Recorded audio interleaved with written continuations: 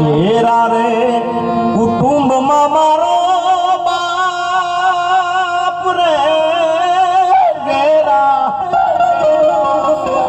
ઘેરા કુટુંબમાં મારો બાપ રે મીઠો છાંયડો રે મારા બાપનો રેલો આવો મીઠો રે છાંયડો રે મારા બાપનો રેલો અમારે ઇન્દ્ર ભારતી બાપુ લખે કે બાપ દીકરાનો પ્રેમ કેવો ઘેરો